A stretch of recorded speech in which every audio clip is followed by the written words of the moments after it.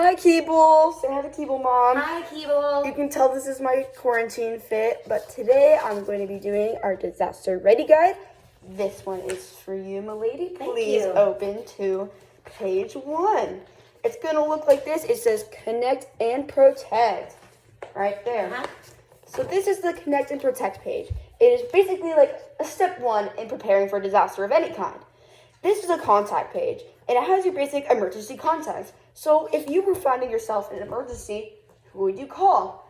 Writing down their names, their cell phone numbers, in case even if you get separated from like your family or your friends or whatnot, it has the information right here.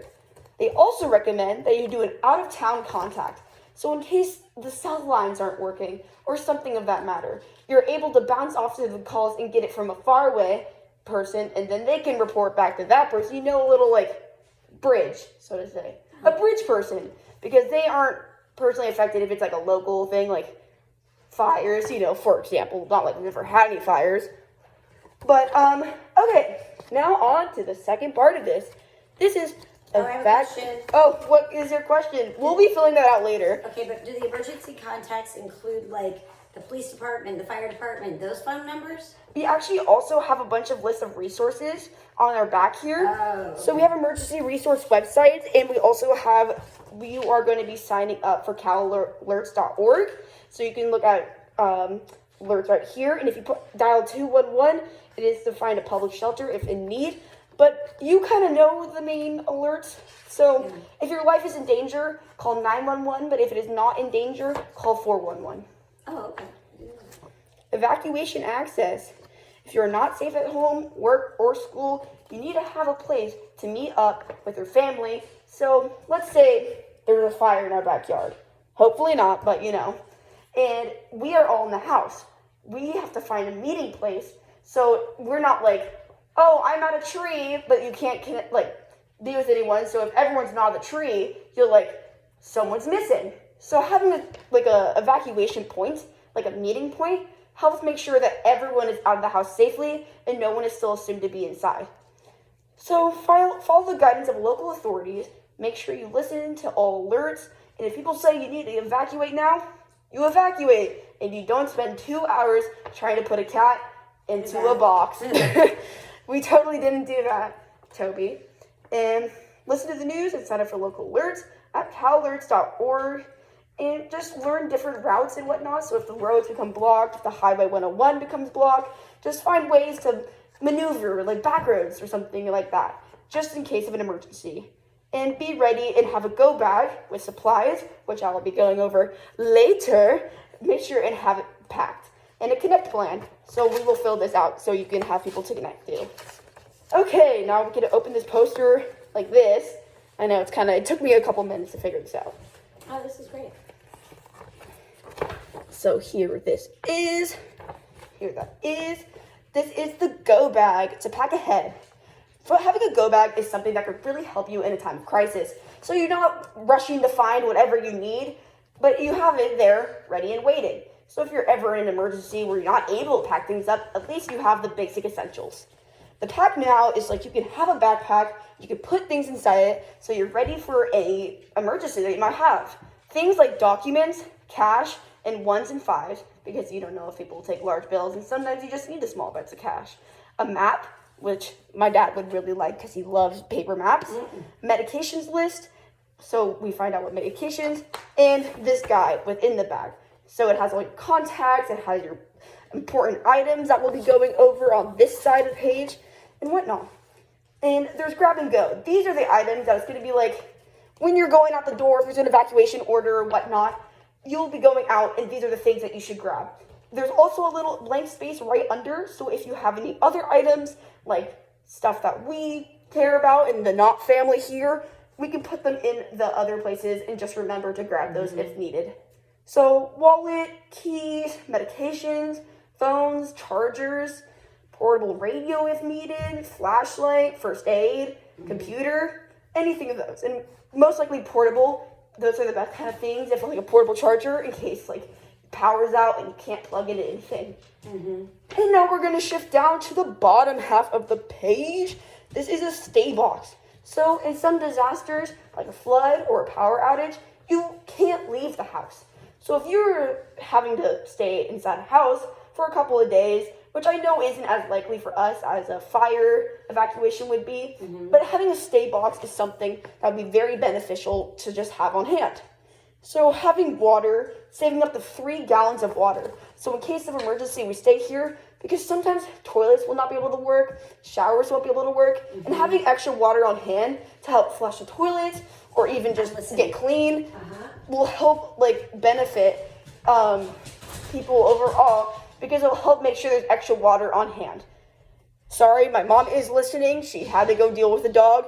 She will be back in 3, 2, I'm still listening, still here. 1. Hi. Okay. The emergency was going to be the dog going to the bathroom on the floor. Yeah, literally. Whew, we love that. So next up is food. So any food that's not perishable. I know in my to-go bag that we had this food square thing, but basically just foods that won't spoil over time. Nothing like dairies or anything or bread where it's spoiled, but things that are like canned or boxed and whatnot. Okay. Trash bags as well, because in a bucket, actually, this is something that recommended, a bucket and a trash bag, in case the toilet does not flush and the water does not able to flush it. It's something that will just help if you need a toilet on hand. Yeah. So if you're stuck in your house and you're like, I don't want to pee on the floor like the dogs do, you know, you can have a... I hadn't thought of that. I know. Look at that.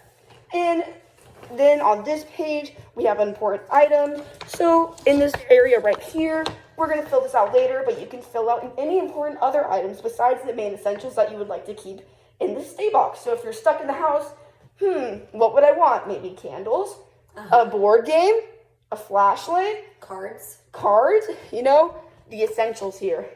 Okay, this opens up to even bigger. Woohoo! Look at this. Wow. Okay. Holy crumbs. Ugh. Okay. So we're going to be looking at the left side on safety tips. So for safety tips, step 1 is get alerts to know what to do. 2 is make a plan to protect you and your people. 3 is get safety and things you need. 4 is to stay safe at home when you can't leave. And 5 is to help friends and neighbors get ready. So we here in lovely NorCal deal with a lot of wildfires. So make sure before the event occurs to always be prepared, have a red flag warning, plan for no electricity. Oh, it says don't use candles. Oh, because fire. That makes sense. Get bandana or mask. Well, luckily for us, in this time, we always have masks.